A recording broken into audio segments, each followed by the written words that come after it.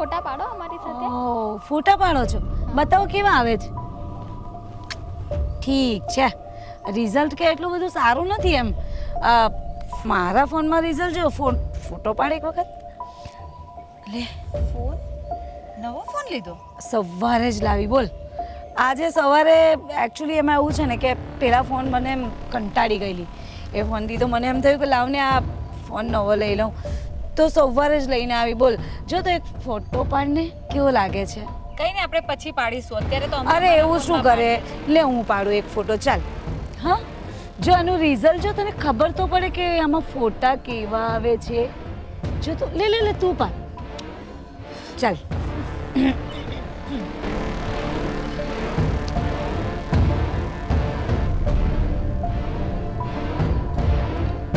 સારો છે. હા ફોન સારું છે ને? સારો. હા બસ આજે ફોન લાવી. અને હા, હું તો કહેવાનું જ ભૂલી ગઈ.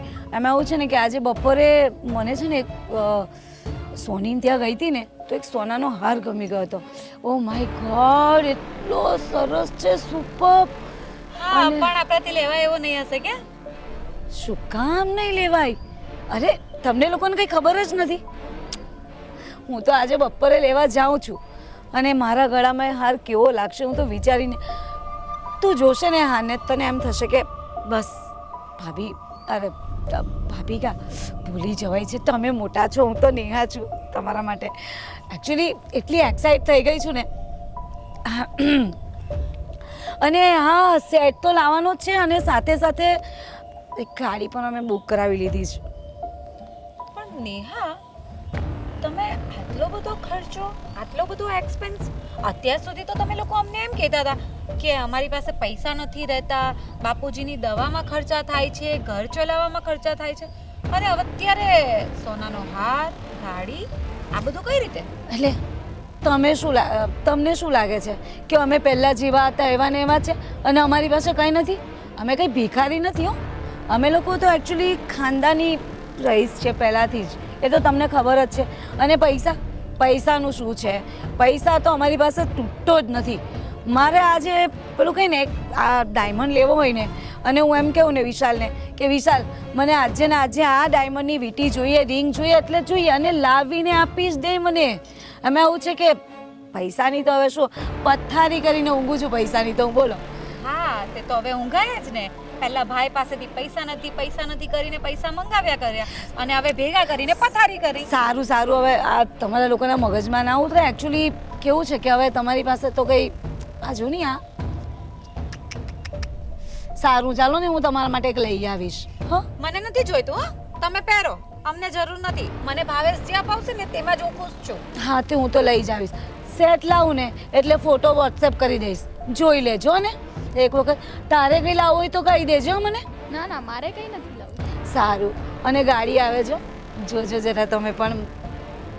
એક રાઉન્ડ મરાઈશ બસ. સારું, ત્યારે હું જાઉં, મારે જવું છે સોનીને ત્યાં. ભાઈ જાઓ અને ને, જાઓ જલ્દી જાઓ. સારું, ચાલો બાય. બે એવું નથી લાગતું કે આની મગજમારી ધીમે ધીમે વધવા લાગી છે? ખબર નહીં કયો ઘમંડ છે એને આટલો બધો. પૈસાનો ઘમંડ, પણ એની પાસે આટલા પૈસા આવ્યા ક્યાંથી? અને વિશાલભાઈના તો કામ ધંધાના ઠેકાણા નથી. ક્યારે કામ તો ક્યારે કામ.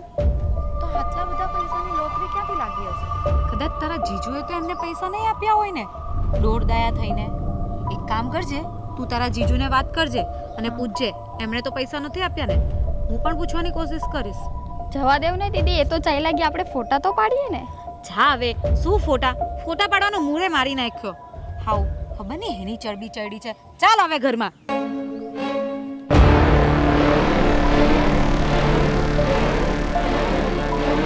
નેહાવો, એ નેહાવો, એ પાણી લાવજો જરા.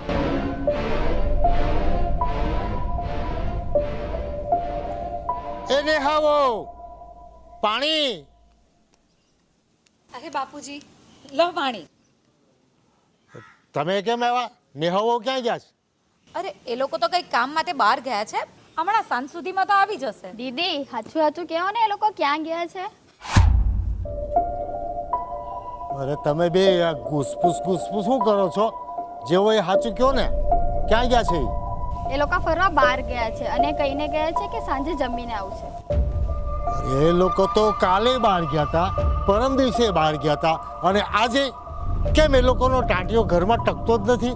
એ અમને પૂછીને ક્યાં જાય છે, તો બહાર જઈને ફોન કરે છે. હે ભગવાન, આનું શું કરવું?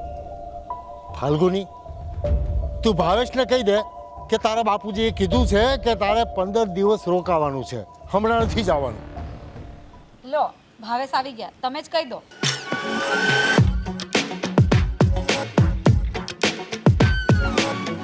તે સાંભળ્યું મેં શું કીધું? હે મેં તને શું કીધું તે સાંભળ્યું? પાણી આગળ મેં હમણાં પીધું. અરે પાણીની વાત નથી કરતો. મેં વહુને હમણાં કીધું તારું મશીન ક્યાં છે? મશીન લે એ તો ઉપરની રૂમમાં ભૂલી ગયો હું. તો મશીન સંભળાણું અને આગળની વાત નથી સંભળાતી તને? તું ધ્યાન દઈને સાંભળ તો સમજાય ને. નહીં પણ અહીંયા લાવવાનો જ હતો હું, પણ ભૂલાઈ ગયું. શું કરું? હું એમ કહું છું, મેં વહુને હમણાં કીધું કે તમારે 15 દી રોકાવાનું છે. નહીં આ નીચે ન બેહાય, અહીં બરોબર છો. અરે આને કઈ સમજાવો રે ફાલ્ગુની વહુ. તું કહેતી હતી ને ઈશારામાં સમજાવી ઈશારા. આને એવું કે 15 દિવસ આપણે અહીંયા રોકાવાનું છે એમ કે. અચ્છા 15 દિવસ અહીં રોકાવાનું છે. એ હા, બરોબર છે. કેમ? અરે ભાઈ મેં કાંઈક હેતું હોય તો જ કીધું હોય ને, અમસ્તું કીધું હોય. નકર તું તો મને એક દી નથી પહોંચાતો અહીંયા, મારું મગજ ખાલી કરી દેશ. માથું દુખે? જો માથું દુખે ને તો એક કામ કરો, ફાલ્ગુન એને એ ટીકડીની વાત નહીં કરતો, બીજા બધા જે કરતો એ કરજે, મને ટીકડીની વાત નહીં લાવતો મારી પાસે. લાગી પીડો જાવ ત્યારે ટીકડી લઈ આવો, 4 ભાગ કરો, 1 ભાગ લો, બીજો ભાગ પછી લો, નો સારું થાય દવાખાને જાઓ. આ બધા ધતિંગ મારી પાસે નહીં લાવતો. તમને લખવા થઈ ગયો છે ને એની હાથે ટીકડી છે. જો શું કરવાની ખબર છે?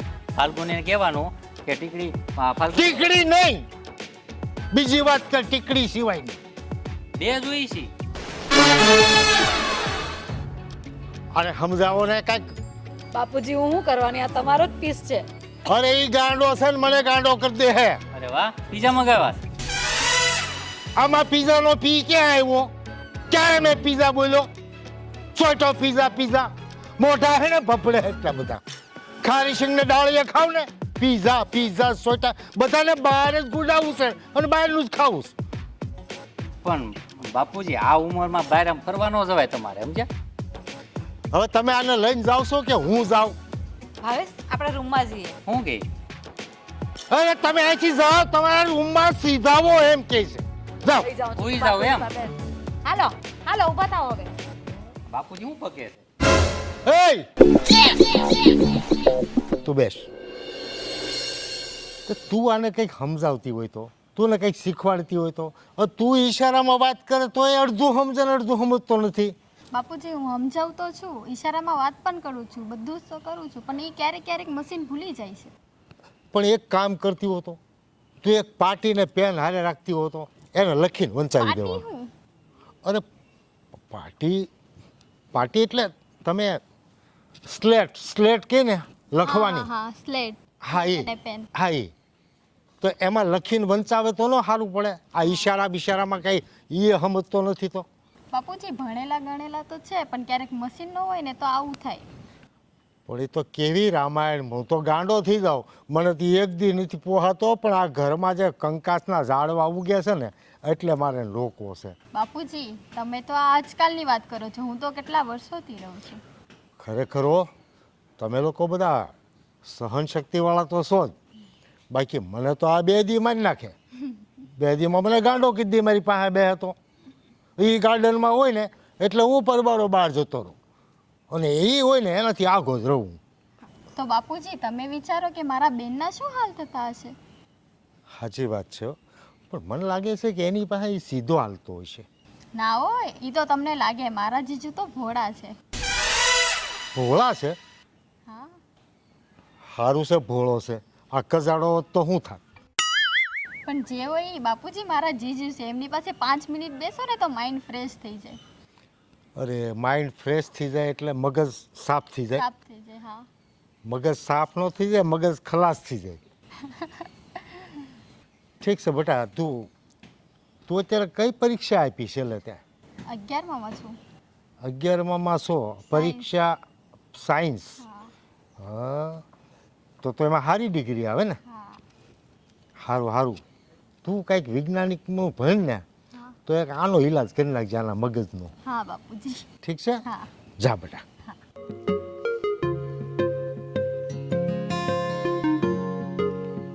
બહુ ડાઈ દીકરી છે, પણ હા એને ગાંડી ન કીધી તો સારું.